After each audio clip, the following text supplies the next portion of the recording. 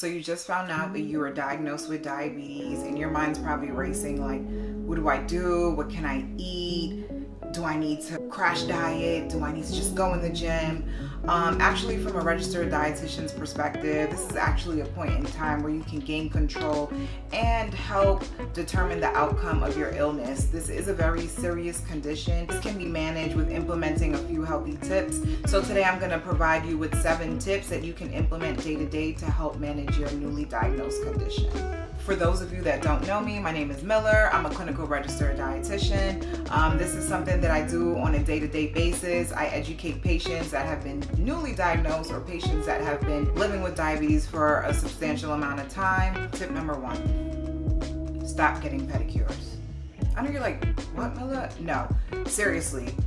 Stop getting pedicures because when you're a person living with diabetes, you're more susceptible to getting foot infections or any infection with any open wound. And you know, getting pedicures, like your skin is being cut, manipulated, you're introducing your body to some bacteria. And when you're a person with diabetes, your blood circulation isn't the best, isn't the greatest. And depending on how serious your diabetes is, you're more prone to infection. That's how people end up losing toes and foot and below knee amputation in the whole leg. So just stop getting pedicures. Well, matter of fact, you don't necessarily have to stop, but I will highly suggest that if you were to get a pedicure, bring your own tools.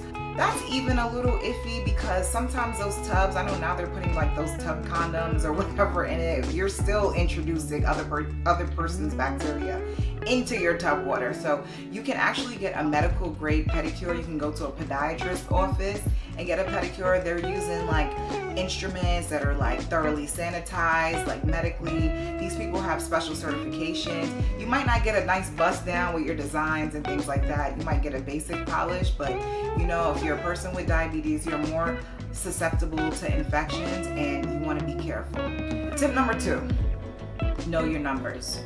Knowing your numbers, I mean, know what your A1C is. If you're a person with diabetes, you should know what that term is. A1C basically it takes a measure of what your blood sugar level has been over the past 3 months. The higher your A1C is, the higher your blood sugar has been running, which means that your diabetes is kind of more out of control and you're more susceptible to those other illnesses like heart disease, kidney disease, so on and so forth. Knowing that number, it can help you come up with a target number with your healthcare provider. You know what your blood sugar should be before meals and after meals and things like that. So you can know your number, whether you use like those continuous blood glucose monitors, the Dexcom or the Freestyle Libre, what have you. Especially if you're using those glucose monitors, make sure you get them calibrated because sometimes your numbers get a little skewed and you want to make sure that you're taking care of your diabetes the appropriate way. Tip number 3, get an endocrinologist. It really saddens me the amount of patients that I go talk to or provide a diabetes education to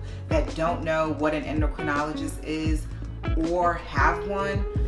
Granted, I do work in a small community hospital, but no one cares about you the way you're supposed to care about yourself before discharge or wherever you received your diagnosis of diabetes. You need to have your healthcare team together. An endocrinologist will help you manage your blood sugar better than your primary care provider. So I strongly suggest and highly implore you to get an endocrinologist because they're more versed in this kind of thing. And I just see it day to day that the primary cares or attendings or residents, whatever, at a hospital, they're really not the best at managing blood sugar. Tip number 4, do not cut carbs out of your diet. Again, do not cut carbs out of your diet.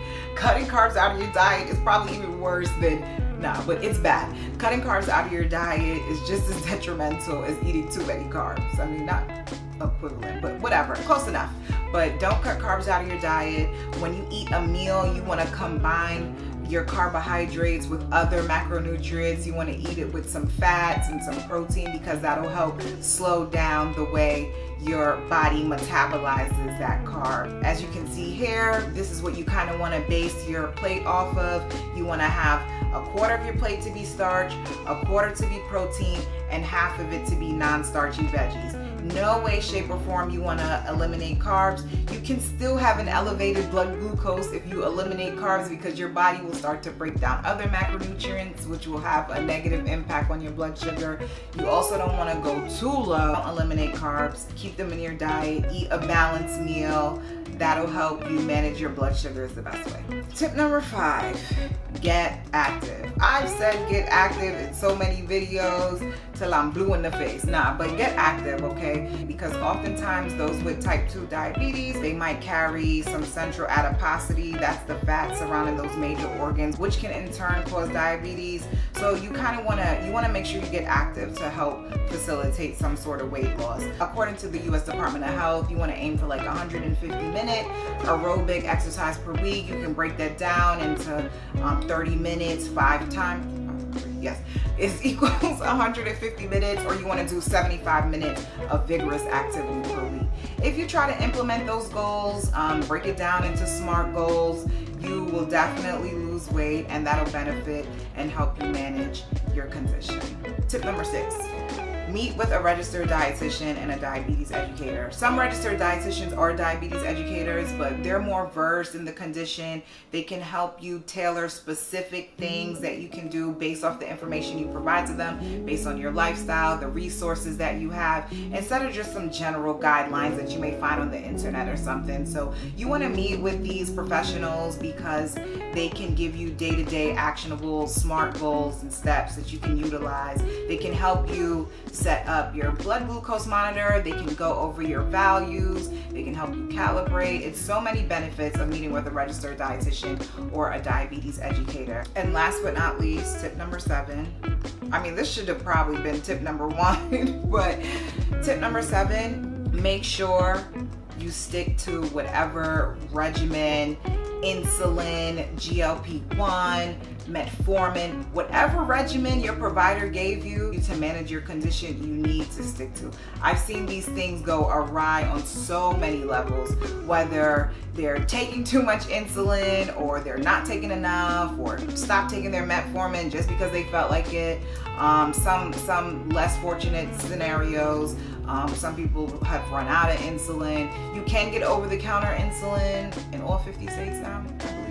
So there are options, there are resources, but make sure you stick to your regimen that was given to you by your provider. And make sure you go to the provider every 6 months, or however often you have to go, to make sure that that regimen is still appropriate. Because you could have been managing your blood sugar and they can reduce the amount of GLP-1s or the amount of insulin you need to take. Or you could have went the complete opposite way and they might need to increase your dosage, and so on and so forth. So make sure you stick to your regimen, you do what you need to do. Again, for the 1,000th time, you need to take care of yourself, take care of your health, because diabetes is a condition that can be managed. And not to say that you'll completely get rid of it with these tips, but you can help lower your numbers, you can help determine your outcomes, and you can live life longer to be around for those who love you. Thank you for joining me for today's video. I hope you learned a thing or two, or 3 or 4. These are a few small actionable steps that you can just implement day to day. I didn't want to get overwhelming. If you haven't done so, make sure you like and subscribe. Share this with a person you know with diabetes. We all know someone, unfortunately. And until next time.